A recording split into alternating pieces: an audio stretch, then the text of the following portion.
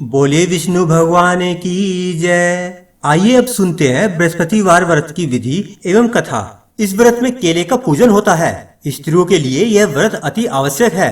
इस दिन व्रती को प्रातः ब्रह्म मुहूर्त में उठकर स्नान आदि सब कामों से निवृत्त होकर निराहारी केले की जड़ में जल से अर्घ्य देकर पिसी हुई हल्दी तथा चने की दाल से भगवान विष्णु जी का ध्यान कर पूजन करे और चने की दाल तथा गुड़ का प्रसाद रखे। तत्पश्चात शुद्ध घी का दीपक जलाए एवं मंत्र आदि का आसन पर बैठकर जाप करें। वहीं पर बृहस्पतिवार की कथा करे तथा अन्य व्यक्तियों को भी सुनाए। कथा के पश्चात हल्दी से गाय का पूजन करे एवं चने की दाल तथा गुड़ को गाय को खिला दे और शाम के समय पीला मीठा भोजन खाए। इस व्रत के करने से बृहस्पति जी अति प्रसन्न होते हैं तथा धन और विद्या का लाभ होता है। चलिए अब शुरू करते हैं कथा। प्राचीन काल में एक राजा राज्य करते थे। वे बड़े प्रतापी तथा दानी थे। वे प्रतिदिन मंदिर में दर्शन करते तथा गुरु ब्राह्मण की सेवा क्या करते थे। उनके दरवाजे से कोई निराश नहीं जाता था। वे हर गुरुवार का व्रत तथा पूजन करते और दीन गरीब की सहायता करते थे। किंतु यह बातें उनकी रानी को अच्छी नहीं लगती थी। वह न व्रत करती और न किसी को एक पाई तक दान देती थी और राजा को भी ऐसा करने से मना किया करती थी।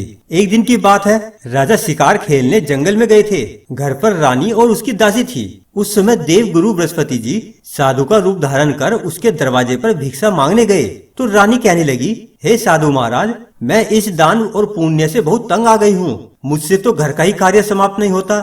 इस काम के लिए तो मेरे पति देवी बहुत हैं। अब आप इस प्रकार की कृपा करें कि यह सब धन आदि नष्ट हो जाए तथा मैं सुख से रह सकूं।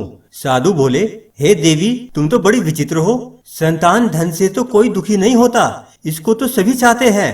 पापी भी पुत्र एवं धन की इच्छा करता है। अगर आपके पास धन है तो भूखे मनुष्य को भोजन एवं पानी के पियाऊ लगवाओ, ब्राह्मणों को दान दो, धर्मशाला, कुआं, तालाब, बावड़ी, बाग, बगीचा आदि का निर्माण कराओ, निर्धन मनुष्य की कुंवारी कन्याओं का विवाह करवाओ और अनेकों यज्ञ आदि धर्म कार्य है।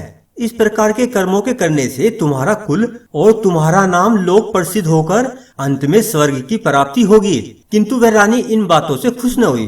वह बोली, महाराज, मुझे ऐसे धन की आवश्यकता नहीं जिसका मैं और अन्य मनुष्य को दान दूं तथा जिसको रखने उठाने में मेरा सब समय बर्बाद हो। साधु ने कहा, हे देवी, यदि तुम्हारी ऐसी ही इच्छा है तो मैं तुम्हें जैसा कहता हूँ वैसा ही करो। बृहस्पतिवार के दिन घर को लीपकर अपने सिर के बालों को धोते हुए स्नान करना।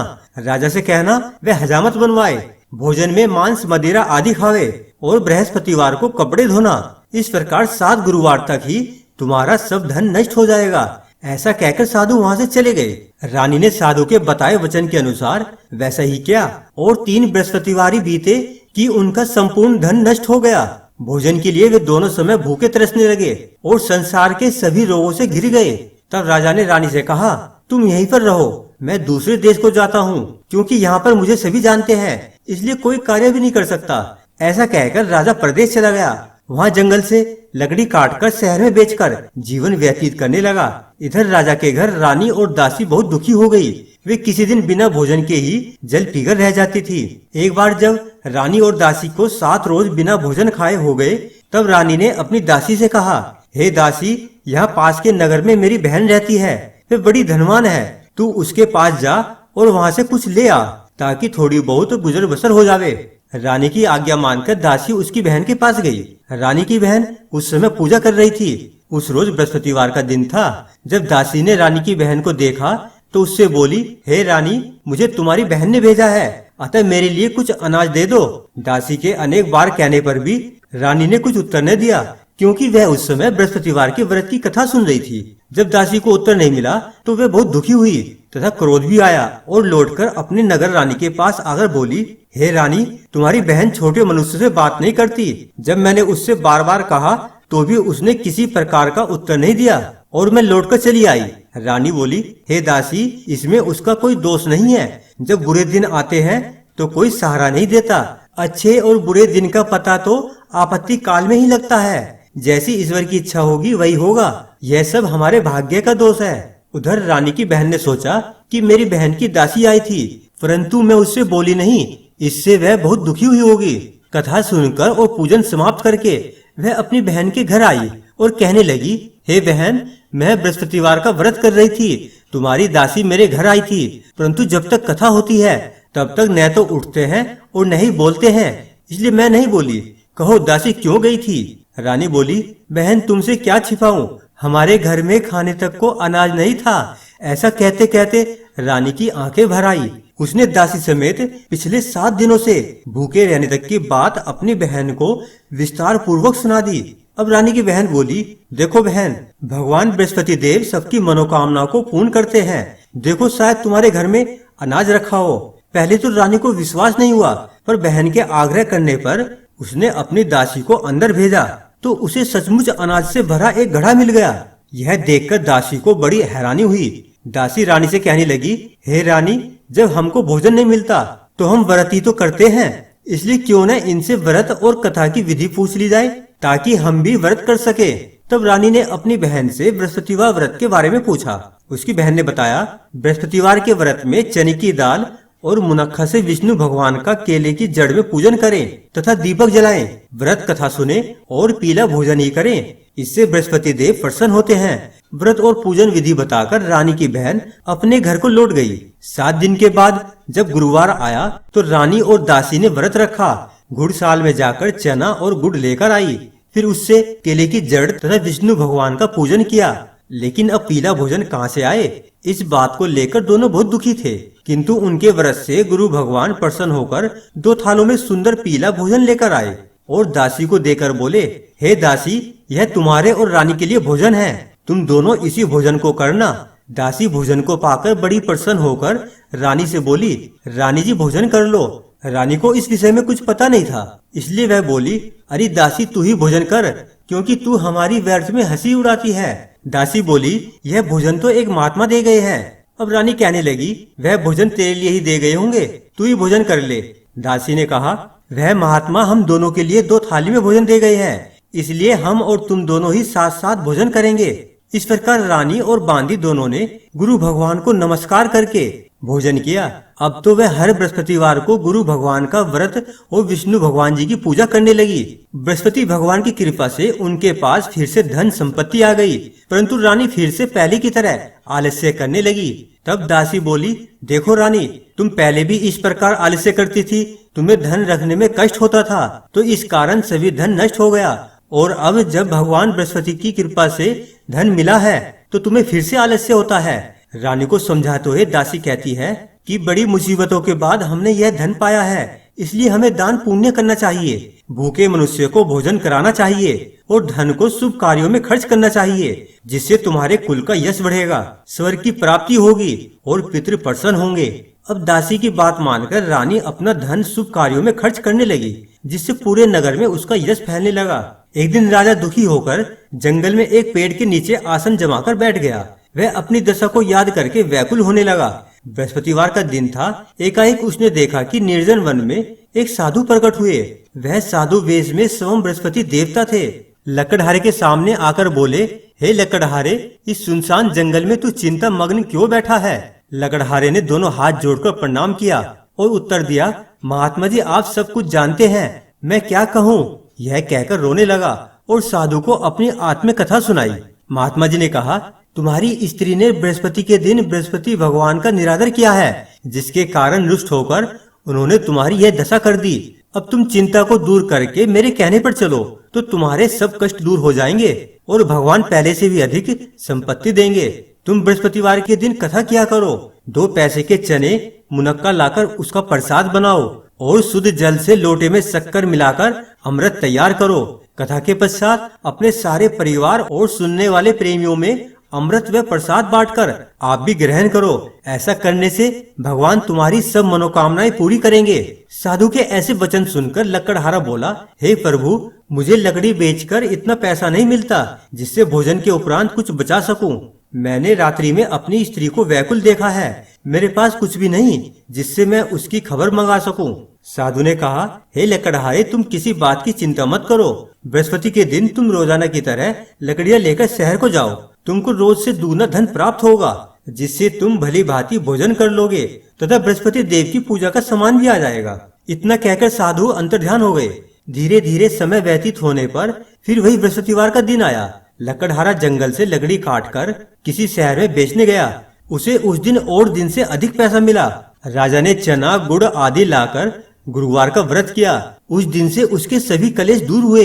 परंतु जब दोबारा गुरुवार का दिन आया तो बृहस्पतिवार का व्रत करना भूल गया। इस कारण बृहस्पति भगवान नाराज हो गए।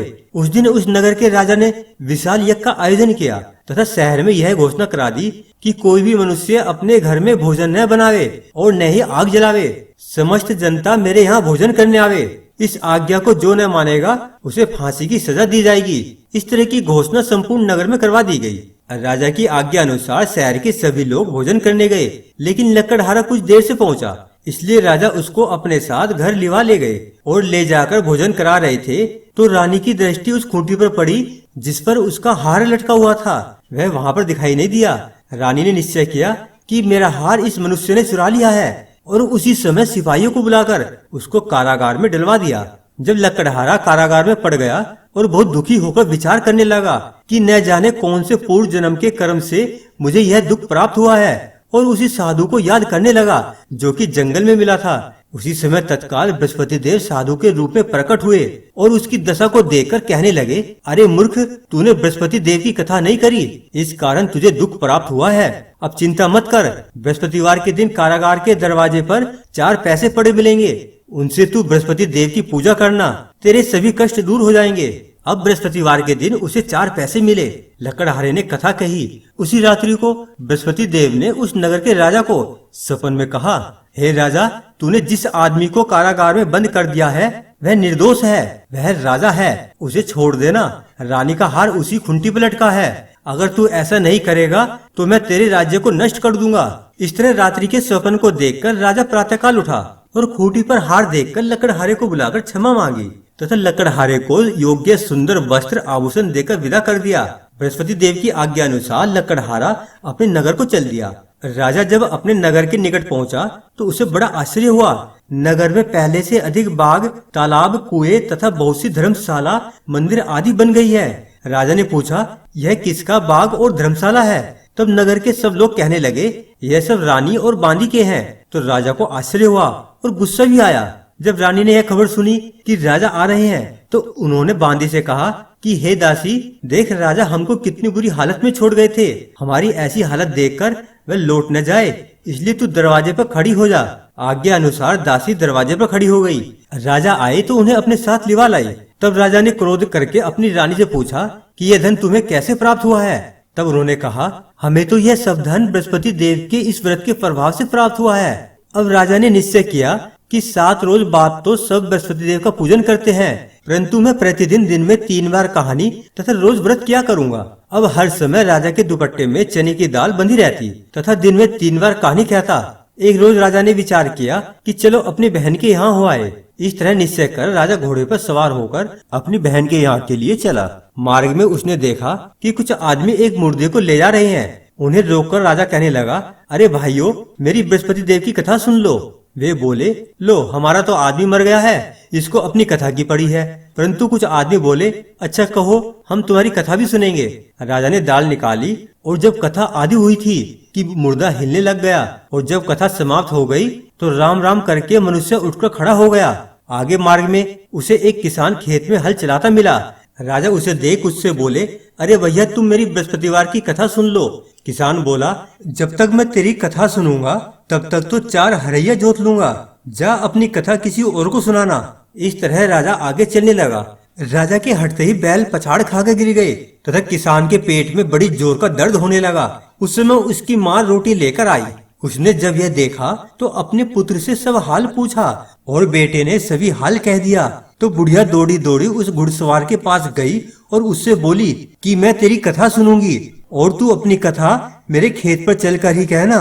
अब राजा ने बुढ़िया के खेत पर जाकर कथा कही, जिसके सुनते ही वह बैल उठकर खड़े हुए तथा किसान के पेट का दर्द भी बंद हो गया।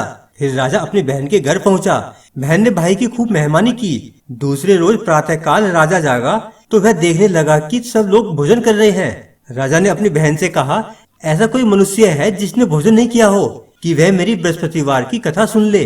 बहन बोली, हे भैया, यह देश ऐसा ही है कि पहले यहाँ लोग भोजन करते हैं, बाद में अन्य काम करते हैं। अगर कोई पड़ोस में हो तो देख आऊं। ऐसा कहकर वह देखने चली गई, परंतु उसे कोई ऐसा व्यक्ति नहीं मिला जिसने भोजन न किया हो। अतः वह एक कुम्हार के घर गई जिसका लड़का बीमार था। उसे मालूम हुआ कि उसके यहाँ 3 रोज से किसी ने भोजन नहीं किया है।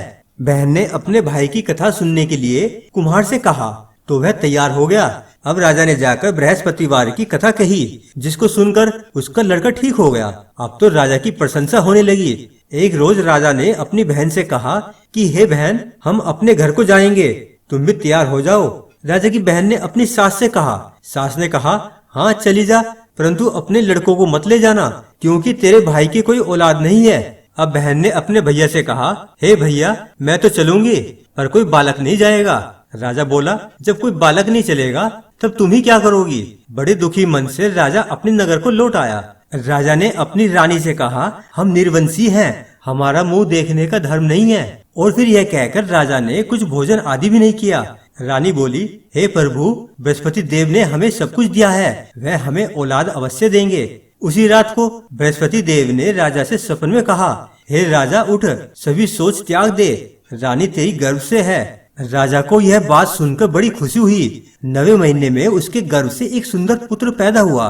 तब राजा बोला, हे रानी, स्त्री बिना भोजन के रह सकती है, पर बिना कहे नहीं रह सकती। जब मेरी बहन आवे तुम उससे कुछ मत कहना।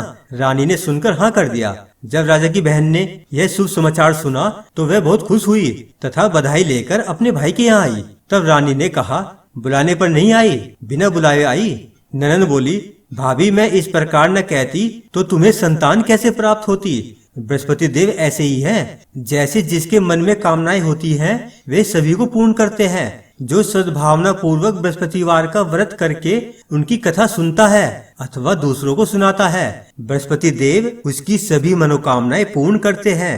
बोले श्री बृहस्पति भगवान की जय।